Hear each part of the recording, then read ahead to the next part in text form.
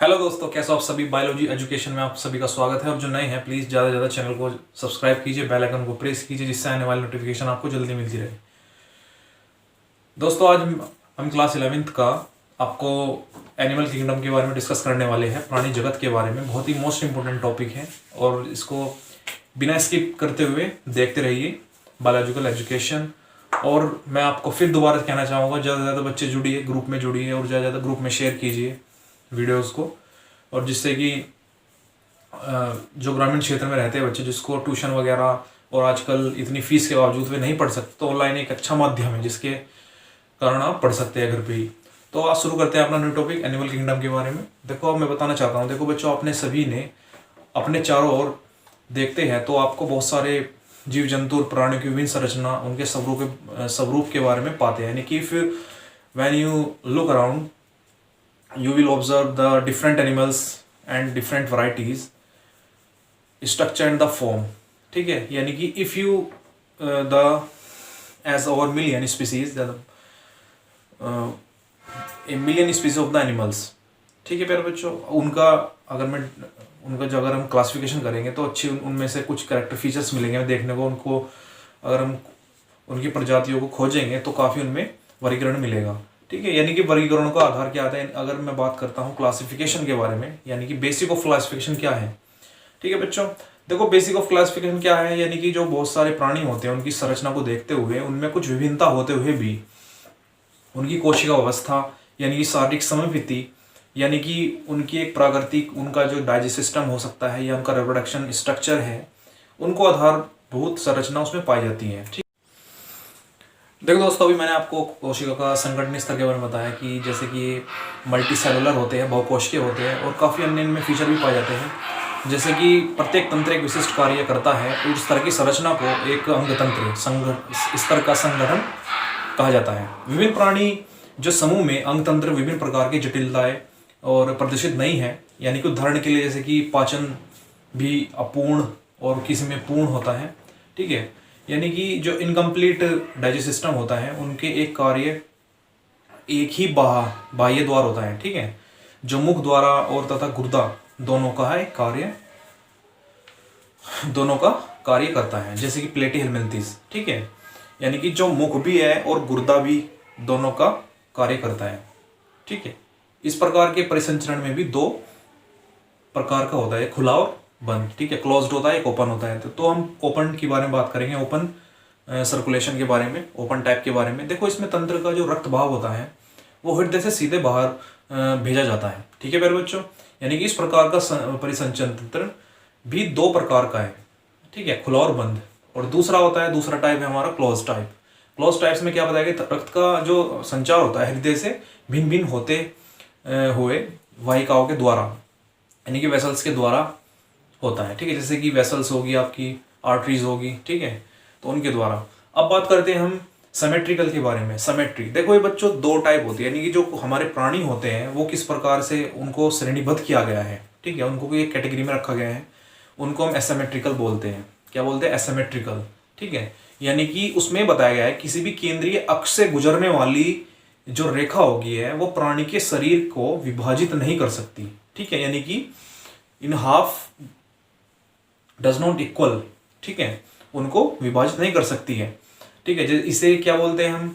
इसे हम अरीय सममिति बोलते हैं। ठीक है, एसिमेट्रिकल बोलते हैं। ठीक है, सिमेट्रिकल। ठीक है, और बाद में होती है, अगर हम रेडियल सिमेट्रिकल बात करें तो उसमें क्या होती है, गुजरने वाली जो रेखा होती है केंद्रीय अक्ष से, वो दो बराबर भागों में बांट देती है। ठीक है, उसको हम बोलते हैं रेडियल सिमेट्रिकल। ठीक है, तो आई होप ये चीज आपको समझ में आ गई होगी। जैसे कि इसको हिंदी में बोलते हैं अरीय सममिति। ये चीज सेलेंट्रेटा और टेनिफोर और इकाइनोडर्मों में, ठीक है, किंतु एनिलिडा, आर्थ्रोपोडा आदि में एक ही अक्ष से गुजरने वाली रेखा शरीर के दो समरूपों को दाएं और बाएं भाग में बांटा जा सकता है। इसको हम क्या बोलते हैं? द्विपार्श्व, यानी कि इसको हम बोलते हैं बायलैटरल सिमेट्री। ठीक है, आई होप आपको ये भी आपको समझ में आ गई होगी। ठीक है, तो ये बहुत ही इंपॉर्टेंट है, एग्जाम की दृष्टि से भी काफी क्वेश्चन पूछ ले जाते हैं। तो अभी मैंने जैसा आपको बताया सिमेट्रिकल के बारे में, अब मैं बात करने वाला हूँ इसमें डिप्लोब्लास्ट, ठीक है, और ट्रिप्लोब्लास्ट के बारे में। आखिरकार ये होता क्या है, देखो प्राणियों की कोशिकाओं में दो भ्रूणीय स्तरों का एक भ्रूणीय स्तरों में व्यवस्थित होती है, ठीक है। इसको हम क्या बोलते हैं, बाह्य एक्टोडर्म, ठीक है बोलते हैं बच्चों, बाह्य एक्टोडर्म यानी कि एक्टोडर्म, ठीक है, एक्सटर्नल एक्टोडर्म, ठीक है। तथा एक आंतरिक होती है, इसको हम बोलते हैं इंटरनल एक्टोडर्म, ठीक है। और ये वे क्या कहलाती है, डिप्लोब्लास्टिक, ठीक है। वे प्राणी जिनका जो विकसित भ्रूण में तृतीय भ्रूणीय स्तर मेसोडर्म में होता है, उसको हम क्या बोलते हैं, उसको त्रिकोरिक, ठीक है, त्रिकोरिकी कहलाते हैं। जैसे कि वो प्लेटीहेल्मिन्थेस में हो सकता है, प्लेटीहेल्मिन्थेस से रज्जुकी द्वारा तक, ठीक है। तो आई होप आपको ये भी समझ में आगे होगी। आगे बात करते हैं इसमें ही। तो दोस्तों जैसे मैंने आपको बताया अभी कि जिसमें उत्तक संगठित होकर एक नए अंग का निर्माण करता है, ठीक है। उत्तक यानी कि टिश्यू नए अंग का निर्माण करता है और प्रत्येक अंग का एक विशेष कार्य करता है, प्रत्येक अंग विशेष कार्य करता है। प्राणी जैसे कि एनिमल्स में देखने को मिलता है, जैसे एनिलिडा में, ठीक है, ऑर्थोपोडा में, मोलस्का में, ठीक है, इकाइनोडर्मों में, ठीक है, रज्जुकी के आधार पर मिलकर तंत्र के शारीरिक रूप का विकास किया जाता है, ठीक है। तो आई होप आपको ये चीज समझ में आ गई होगी। किंगडम, प्लांट किंगडम काफी वेरी इंपॉर्टेंट है, एग्जाम में पूछे जाते हैं इसके क्वेश्चंस भी, ठीक है। मैं फिर दोबारा बताना चाहता हूँ, देखो अगर वर्गीकरण के आधार के बारे में बात करता हूँ कि उनकी विभिन्नता के आधार पर, ठीक है, उनकी जो कोशिका अवस्था है, किस प्रकार उनकी जो सम्मिति है, ठीक है, उनका जो पाचन तंत्र है, उनका जनन तंत्र है, उनके आधार पर भी उनका वर्गीकरण किया जा सकता है, ठीक है। उनमें कुछ आधारभूत समानताएं पाई जाती है, इन विशेषताओं को वर्गीकरण के आधार को मानते हुए उनके रूपों को प्रयुक्त किया गया है, ठीक है। और इनका कुछ वर्णन इस प्रकार किया गया है, जैसे मैंने आपको संगठन के स्तर के बारे में बताया है कि लेवल्स ऑफ ऑर्गेनाइजेशन उनका क्या हो सकता है, ठीक है। यानी कि वे सभी कैसे होते हैं, बहुकोशीय होते हैं, मल्टी सेलुलर होते हैं, ठीक है, मल्टी सेलुलर होते हैं और सभी एक प्रकार के कोशिका के संगठन को प्रदर्शित नहीं करते, ठीक है प्यारे बच्चों। और जैसे स्पंज में मैंने आपको बताया कि कोशिका बिखरे हुए समूह में रहते हैं, ठीक है, और कोशिका स्तर का संगठन को दर्शाते हैं, ठीक है। जैसे कि आपको सिलेंड्रेटिका की जो सेल्स होती है उनकी व्यवस्था अधिक होती है, ठीक है, और उसमें कोशिका अपना कार्य जो उनका फंक्शन है वो सम्मिलित होकर एक नए उत्तक के रूप में काम करता है, ठीक है। तो ये सारी चीजें हैं, आज मैं इसके ऊपर ही आपको पूरा जो टॉपिक बताने वाला हूँ, ठीक है, और अच्छे तरीके से समझते रहिए। तो बच्चों जैसे मैंने बताया, जो इस प्रकार के जो इसका संगठन स्तर है प्राणी जगत का, तो उनमें सभी सदस्य बहुकोशीय होते हैं, मल्टी सेलुलर होते हैं, लेकिन सभी एक प्रकार की कोशिका के संगठन को प्रदर्शित नहीं करते, ठीक है मेरे बच्चों।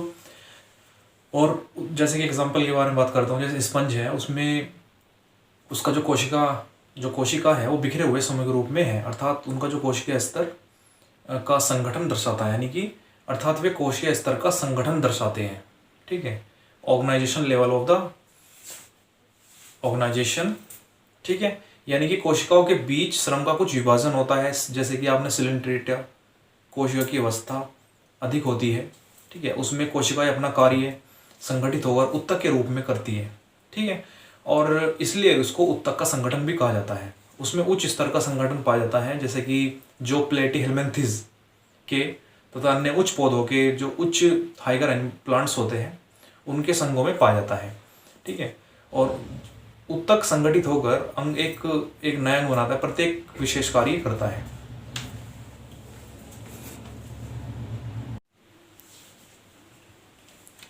हेलो दोस्तों, जैसे मैंने आपको बताया अभी संगठन स्तर के बारे में, तो प्रत्येक तंत्र एक विशिष्ट कार्य करता है। इसी तरह की संरचना अंग तंत्र के स्तर का संगठन कहा जाता है, ठीक है। विभिन्न प्रकार के जो प्राणी हैं यानी कि समूह में अंग तंत्र विभिन्न प्रकार की जटिलताएं प्रदर्शित करते हैं, ठीक है प्यारे बच्चों। यानी कि जैसे कि हम एग्जाम्पल के तौर पे पाचन तंत्र की बात करते हो, कुछ उनमें इनकम्प्लीट और कंप्लीट होता है, ठीक है। यानी कि इनकम्प्लीट पाचन तंत्र में एक ही बाह्य द्वार होता है, ठीक है, एक ही बाह्य द्वार होता है जो मुख और गुर्दा यानी कि दोनों का कार्य करता है। जैसे प्लेटीहेल्मिन्थेस में यानी कि उसमें क्या होता है, कंप्लीट डाइजेस्टिव सिस्टम होता है, ठीक है, जिसमें दो बाह्य द्वार होते हैं, ठीक है। यानी कि दो प्रकार के संचरण तंत्र भी होते हैं, यानी कि एक खुला होता है, एक ओपन होता है, क्लोज्ड होता है।